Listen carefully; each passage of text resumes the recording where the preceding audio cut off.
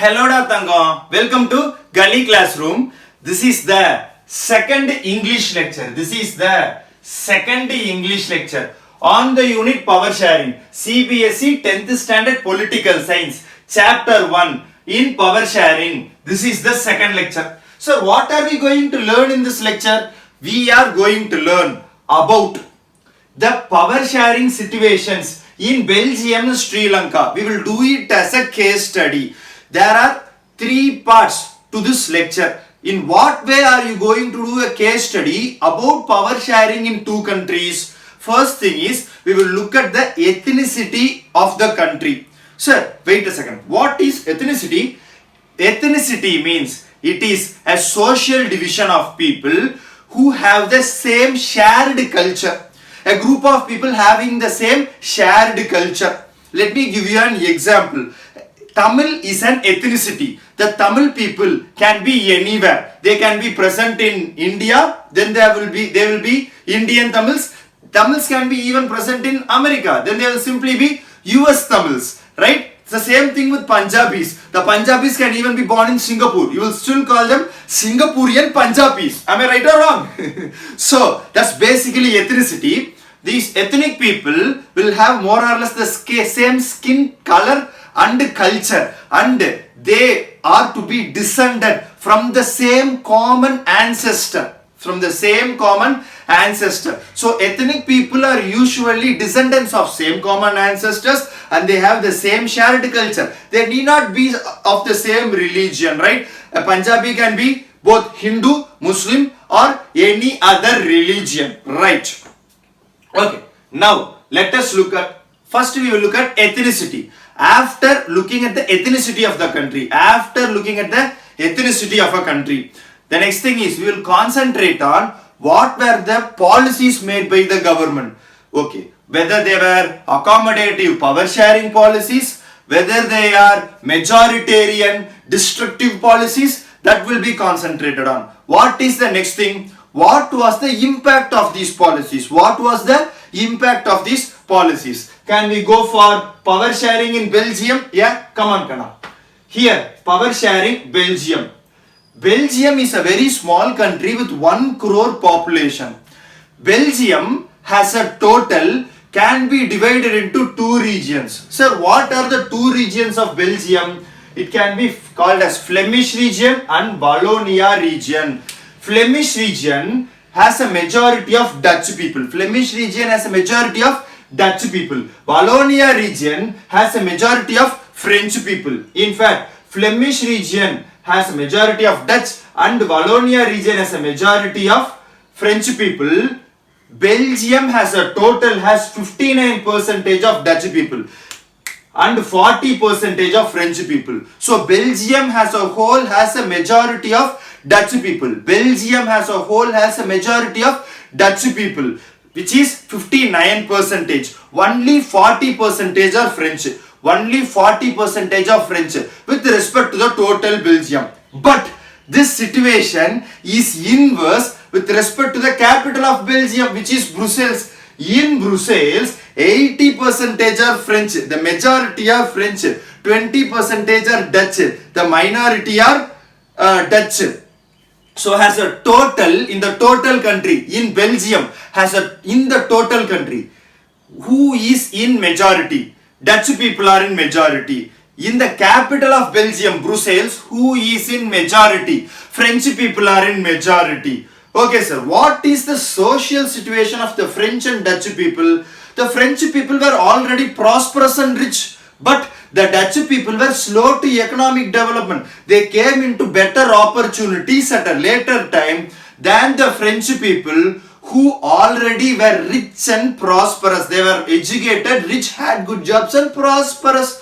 Okay, so is this creating tension? Yes, this is creating a lot of tension, especially in Brussels around the years 1950 and 1960. So how is the Belgian government handling this? The Belgian government, the Belgian leaders from the year 1970 to 1993, are taking in 4 accommodations to their constitution. 4 amendments are passed with respect to their constitution. They are changing their constitution itself in order to accommodate the diverse population of their country. So what kind of accommodations are they doing? They are doing accommodations such as, first, they are giving a separate government for the entire country of Belgium. Okay sir, what next? A separate government for the capital city of Brussels alone. A separate government for the capital city of Brussels alone. In the total of Belgium, who is majority? Sir, Dutch people are in majority, 59%. Okay. Even though in the total of Belgium, Dutch people are in majority, they are giving equal representation for both French and Dutch people in the government of Belgium. They are giving equal representation for French and Dutch people in the government of Belgium. Sir, why are Dutch people accepting this? The Dutch people are in majority in the total of Belgium. Why are Dutch people accepting this? Because in Brussels, what is happening? Who is in majority? In Brussels, French people are in majority. French people are 80% in Brussels. In Brussels, French people are accepting equal representation. In Brussels government, the separate government for Brussels, French people who are in majority are compromising and accepting equal representation. Because of this complicated setup, the civil war that could have happened is not happening in Belgium. Sir, how are their culture being accommodated? Belgium does not only have 2 governments. Belgium also has a community government, a local community government which will be taking decisions on cultural, educational and language issues. What are the issues that the local community government will be taking decisions on? Cultural, educational and language issues. Sir, how deep is this community government handling situations? Let me give you an example. Even the street signs will be given in 2 languages. When you go to Belgium, even the street signs will be separately indicated in French and also in Dutch. Will be separately indicated in French and also in Dutch. Right. So there is a separate government for the entire country Belgium. Even though Dutch people are majority, they accept equal representation. What about Brussels? Brussels also has a separate government. Even though French people are in majority, they accept equal representation. Okay. What about community government? We have looked at it. There is another special thing about the government of Belgium. The state government is not completely subordinate to the central government. The state government is not completely subordinate to the central government.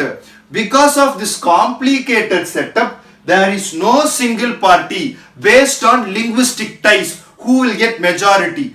The French people alone will never get majority. The Dutch people alone will never get majority. So they will need to talk among themselves and work through each and every issue that faces them. This complicated setup avoids civil strife, civil war. It is giving a better possibility for social and economic development. Belgium is at peace because of accommodative power sharing policies. It has good ties with its neighbors. Its borders are safe, and also because it is such a peaceful country. When they started European Union, the European Union headquarters was located at Brussels. Yeah, the European Union headquarters was located at Brussels. So accommodative power sharing policies has allowed Belgium to grow like anything. It has allowed Belgium to grow like anything. Now let us look at Sri Lanka. In Sri Lanka, they are following majoritarianism policies. First, let us look at the ethnicity of Sri Lanka. Sri Lanka is an island nation with a population of 2 crore people. In Sri Lanka, the ethnicity is 74% of the people. Three-fourths of people belong to Sinhalese. They are majority Buddhists. 3/4 of the people belong to Sinhalese. They are majority Buddhists. 18% are Tamil speakers, and they are usually Hindus or Muslims. They are Hindus or Muslims. Sri Lanka became independent in 1948. The 74% majority Sinhalese people wanted political power. They wanted political domination and supremacy over the 18% Tamil people. Over the 18% Tamil people.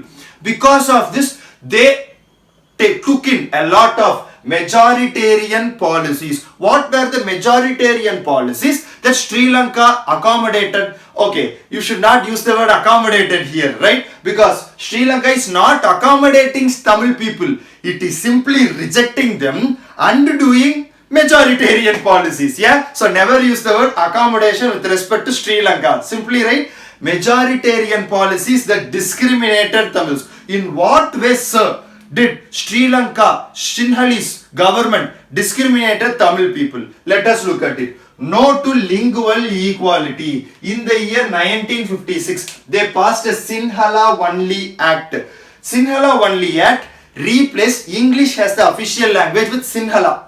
Before this act, English was the official language. All government business was done in English. All university business was done in English. But they replaced Sinhala with English.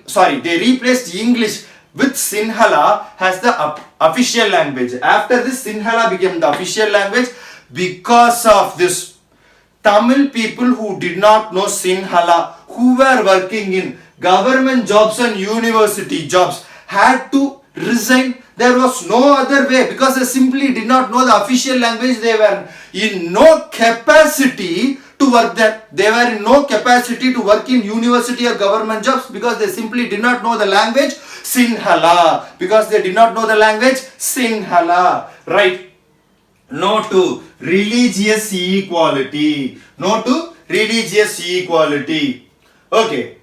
Sir, Buddhism was protected under the new constitution, which was modified in 1978. In the year 1978, modifications were done to the constitution, and under this Buddhism was protected, but the other religions were not given the same equal respect, recognition and representation. Respect, recognition and representation. Okay, no to cultural equality. Sir, what is cultural equality? Tamil media was banned.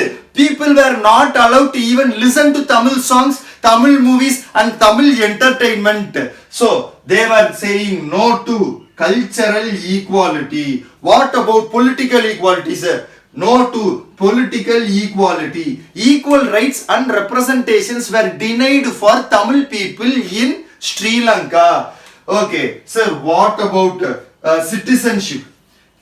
Tamil people who did not have the citizenship of Sri Lanka found it very hard to get citizenship. They were discriminated by an act called as Ceylon Citizenship Act. Ceylon Citizenship Act was formed. This act primarily discriminated against Tamils. They did not allow Tamils to get Sri Lankan citizenship. They did not respect the Tamils. They did not recognize, respect and nourish the Tamil culture, the Tamil language and Tamil religion. The Tamil culture, the Tamil language and Tamil religion. The Tamils felt alienated. They felt let out of the country. They started a political struggle for equality.